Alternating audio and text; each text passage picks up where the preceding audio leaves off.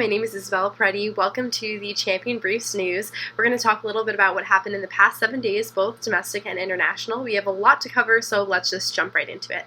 But first, I would like to preface by saying I'm a little bit sick, so please bear with me with any coughs or sneezes or anything of the like.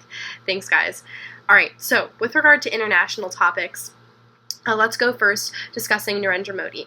Narendra Modi is a particularly special topic to me because it was the NSDA Nationals finals topic in international extemporaneous speaking, so I really do love talking about him, but all of you should too, because Narendra Modi, especially with regard to United States relations, is definitely going to become increasingly important.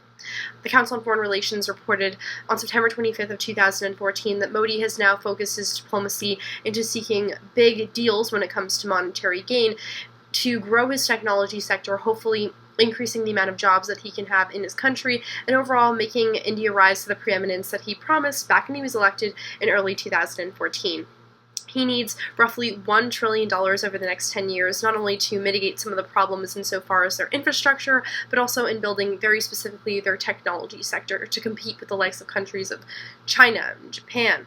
So they first turned to Japan itself for $35 billion over 5 years of developmental assistance targeting that of infrastructure, hopefully enabling them to grow in their ability to transport the goods that they hope to make. But then Narendra Modi turned to Xi Jinping, the Chinese president, who produced a $20 billion investment announcement in direct portfolio investment for the Indian technology sector to hopefully grow. So with that amount of funds, he's already on the right track. But of course, he needs the big economic player, the #1 largest economy in the world, the United States, to partake in his effort for increasing his economy and making it overall more robust, more diversified, and all of that.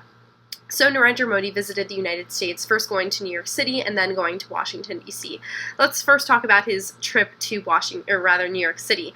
As reported by the Wall Street Journal on September 30th, 2014, Narendra Modi went to Madison Square Garden, an unlikely venue for the Prime Minister of India.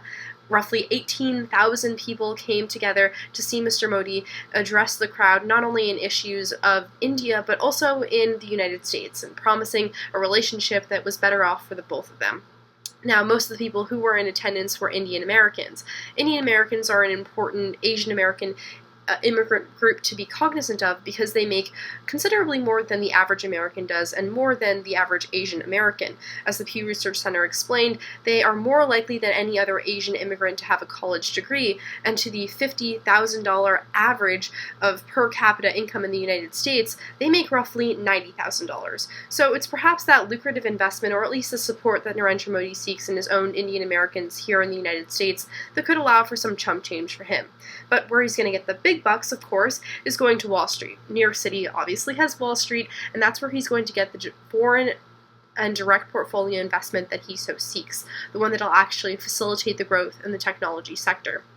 So he did get some money out of that, but he's hoping to forge more relationships over time so that he can have not only this temporary superficial relationship, but one that is more so rooted in a similarity in ideology and in common economic interests. But speaking of common interests, let's look to Modi's trip to Washington, D.C.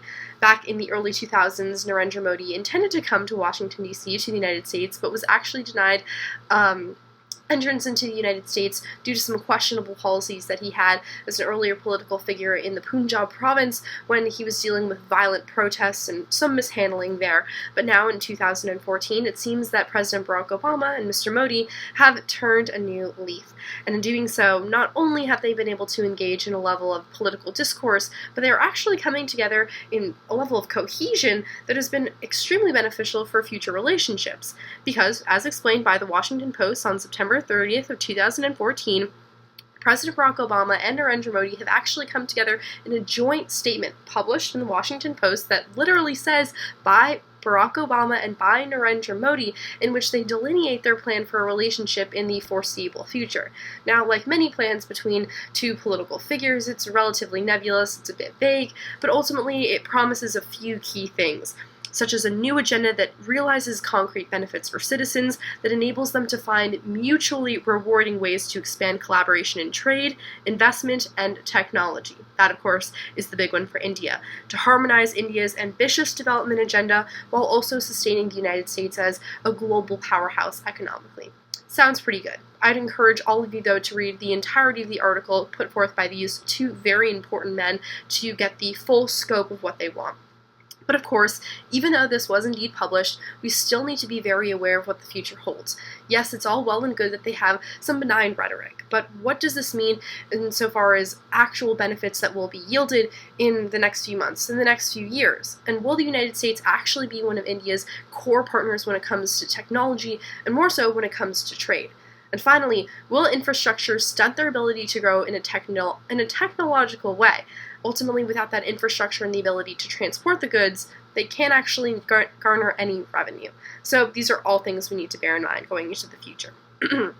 Furthermore, let's talk a little bit about an issue that seems to be always on the political agenda, that of ISIS, or some like to refer to it, ISIL. President Barack Obama